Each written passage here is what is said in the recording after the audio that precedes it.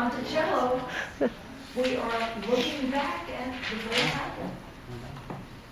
And this is, No, we still got well, a it's long way to also, go. he was inspired by this, but they were both inspired by the Pantheon. When we're going to this, okay, this is something else. This can be English. This happens to be English. They're American ones. They look really pretty much the same. And if I show them to you together, maybe you can see the American carving is a little bit simpler, but basically we're looking at the same kind of furniture. Not that they're copying it from a pattern book, but you know, how different can this be? If you saw this in England and you come over here, you can do a chair like this. The pilgrim chairs are mostly similar like to this, right? Which? The pilgrim. Pilgrim. Oh, no, that's what I'm saying. Yeah, like the Yes, pilgrim chairs are that's what, similar. but the pilgrim, it would be, once it's in a definable William and Mary style, it's the early colonial period, and you would call it a William and Mary chair.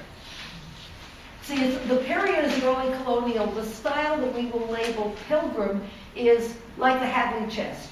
That doesn't reflect any other style that we can define. This one I have to check. Apparently the review image says Ditchley Park, and I must admit, I can't remember which it is. I remember that it's William Kent, so if I put this on the exam, I will put it with whatever the review image says.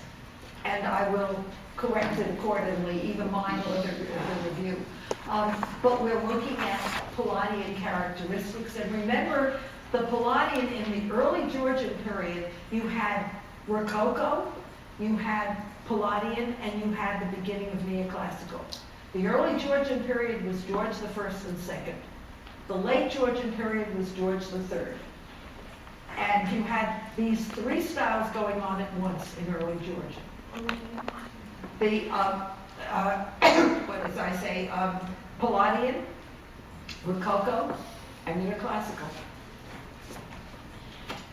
And this one is Ditchley Park.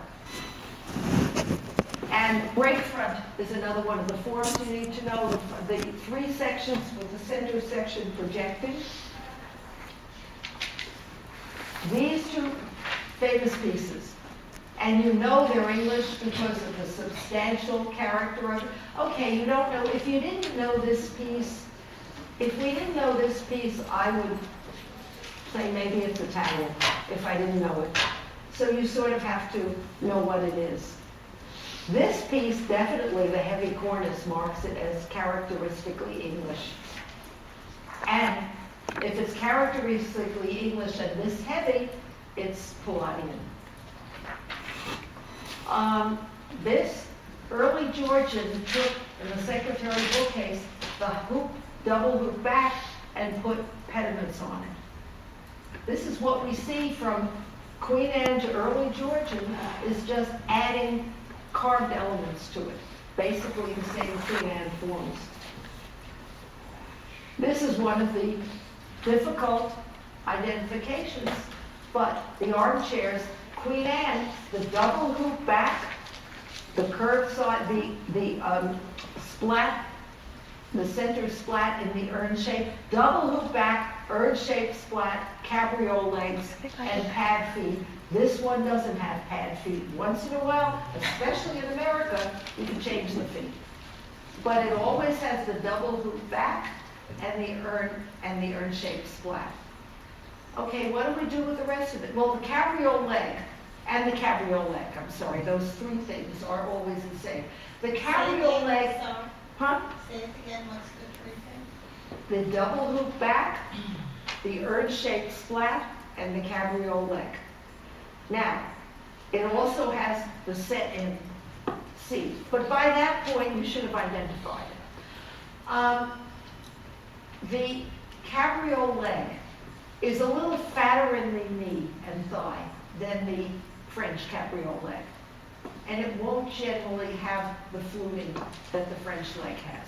It's a more substantial leg and a more pronounced curve, more that there's this smooth area.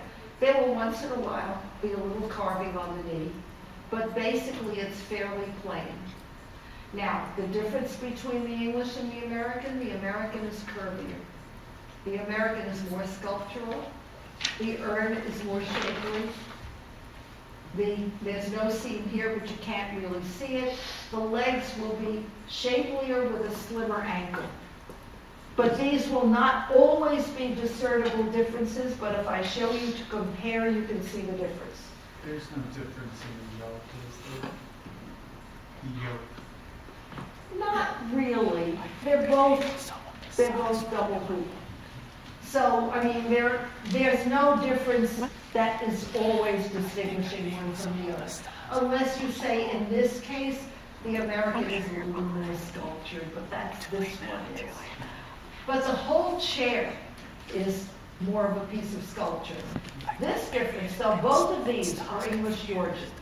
Now, Georgian, wait a minute, Georgian is a Queen Anne. Look at the chair on the left. Georgian is this chair. I'm sorry, no. The chair on the left with carving on it. Carving on the crest rail, carving on the back, more carving on the knee. And it will move to the bowl and Crawford. I'm sorry, they're both English? They're both English Early Georgian. I mean, read the captions carefully. I have captions.